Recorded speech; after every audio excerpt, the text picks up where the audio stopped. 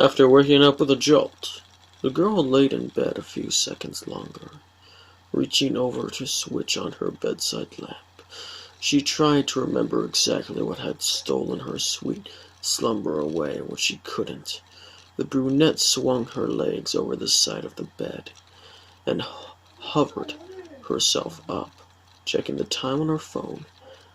She snored when she saw it. It was midnight, the witching hour. Knowing that sleep would only evade her, she left her bedroom for the kitchen, a good cup of coffee in her mind. As she passed by her front door, a chill spread like liquid fire down her spine. It's only winter, she told herself, focusing again on the coffee plan. Measuring out scoops, water, and preparing her cup kept her occupied. But as the dark liquid boiled, she had nothing left to keep her mind from wandering off. The chill returned, and she couldn't help but glance behind her to the front door. It stood there innocently enough, just like always. The deadbolt was still in place, and she could see nothing amiss with it. Turning back to her coffee, she did her best to forget about the feeling.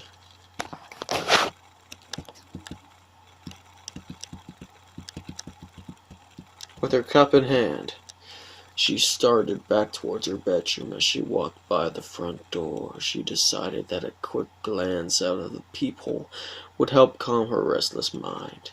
The chill worsened with each step she took towards the door, and further away from the safety and warmth of her blankets. She passed her empty hand against the cold metal door and took a deep breath before leading her eye to the peephole. At first, she could only see a inky blackness, and somehow seemed to swirl in itself when she blinked in surprise. The veil melted away. She wished it hadn't. In its place, there stood what she could only glance was once a man. The limbs were long and inhuman, awkward with blinky joints bouncing off into several arms.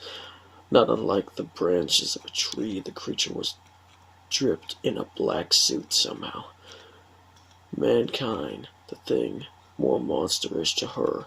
The icing on the Pro Bowl cake, however, was what passed as the hellish thing's face.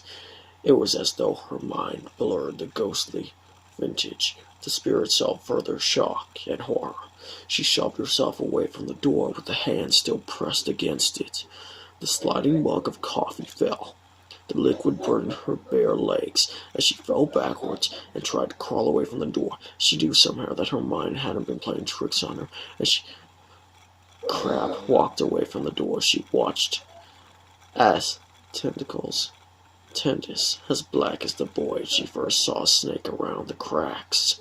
The girl's trapped between the instincts to flee and the gut feeling to not turn her back on the door. When the door jolted, the urge to fear overcome her, and she slipped in the burning liquid as she tried to make it back to her room.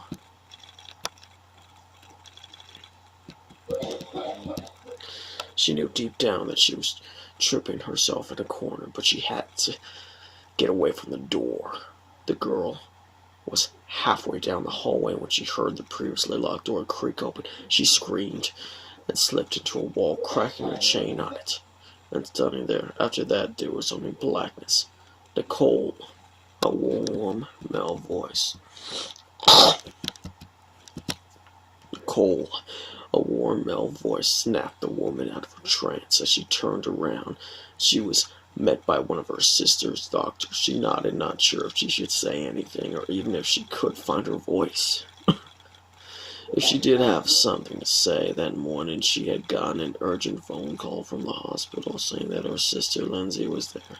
Before they had even let her see her, the doctors had pulled her off to the side and insisted that they talk to her about what might have happened. Phrases like infant, and assault had been thrown around, and Nicole felt her mind reel.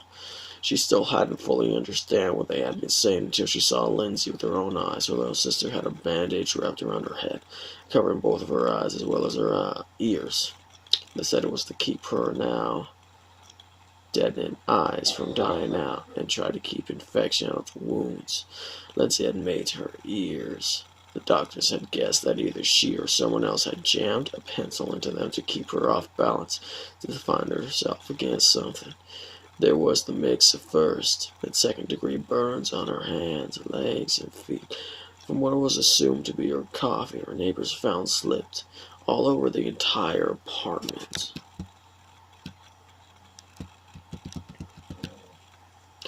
As Nicole walked into her sister's hospital room the first time, she thought she had spilled the solitude of a man in the window. That she knew it was impossible.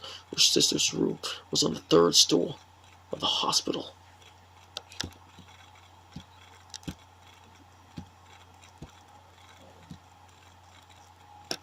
Slender Man,